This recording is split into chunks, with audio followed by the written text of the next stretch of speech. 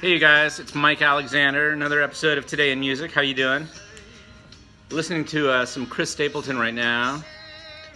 He was on SNL last week and did a killer job, and he was also performing at the Grammys. He's really one of the great stars of Nashville right now, and he does a lot of rock and roll stuff too, so very good guy to follow. Chris Stapleton. Anyway, so yesterday I was talking about Bands in Town, this app where you can find all these bands that are performing in your area live. And today, this morning, I went through it, my own Bands in Town, to see what was coming up. And a lot of old people concerts in LA in the next couple of months. We've got Hall & Oates, U2, Bonnie Raitt, James Taylor, Rod Stewart, Foreigner, Jethro Tull, one of my favorites. America, Howard Jones, Neil Young, Jackson Browne, Styx, Van Morrison, Stone Temple Pilots, Beach Boys, Buddy Guy. All these old timers are out on the road in the next couple of months, performing in LA. I actually read this morning that Mariah Carey, huge star, as you may know, is performing at the Catalina Bar and Grill in LA on Saturday, which is kind of freaky because it's a small venue. It's traditionally a jazz venue, and she's going to be there. So if you're in LA and you like Mariah Carey, that would be an amazing place to see her because it's a small room. Anyway, I was thinking about these old people concerts, and we went to see just a ton of these in the last year and a half, me and my wife.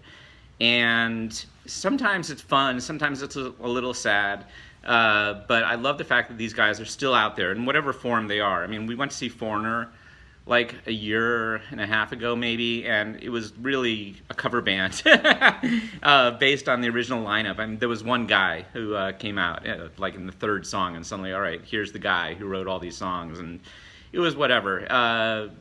And it's like when we saw Toto, was actually a great example. Toto, we saw a concert, Toto and Yes. I don't know why we went, but I'd never seen Toto. I hadn't seen Yes since like high school. So we went, and this was sort of a typical moment for Toto, or at least at the Toto concert, as far as these touring acts go. They came up there and, they did their songs, like Rosanna, whatever. And then they said, now we want to do, something off our new album. First of all, shocking that Toto has a new album. And secondly, it was interesting to see them really get into it. It's like they've been sort of playing, blah, blah, blah, the old songs. And then they, started jamming on this new one.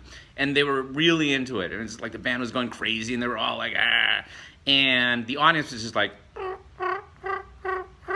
and so the band finished, and they looked at the audience and they were just like, and then I swear to God, the lead singer turned to the guitar player and, shrugged his shoulders, and then they launched into Africa, and the place went crazy.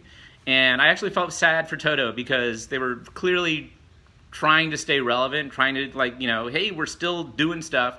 Nobody cares. They just want to see Rosanna and Africa and Hold the Line or wherever else Toto was doing 30 years ago. Jethro Tull I'm excited about. Again, it's I think it's just Ian Anderson at this point.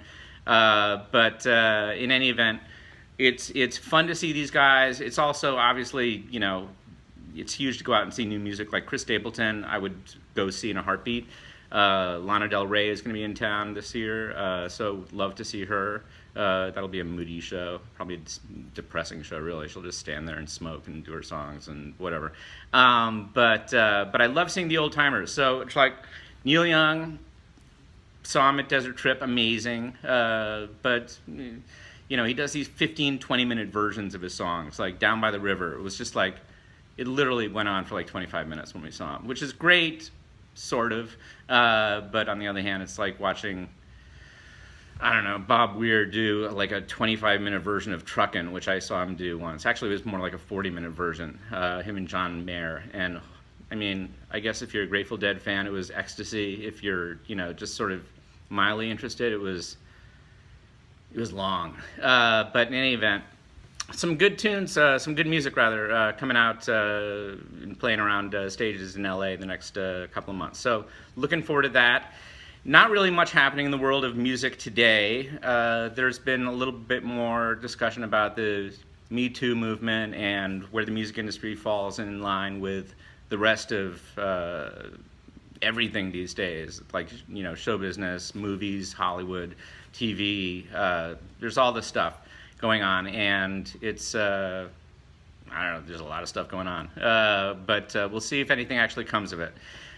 So far, not so much, aside from those white roses, which were lovely. Anyway, that's it. I'm going to be checking out some more stuff this afternoon. Hopefully we'll have some interesting tales to tell tomorrow. Until then, keep listening to new music. Go out and, you know, support the bands you like. And that's it. I'll see you guys tomorrow. Once again, this is Today in Music, and I'm Mike Alexander.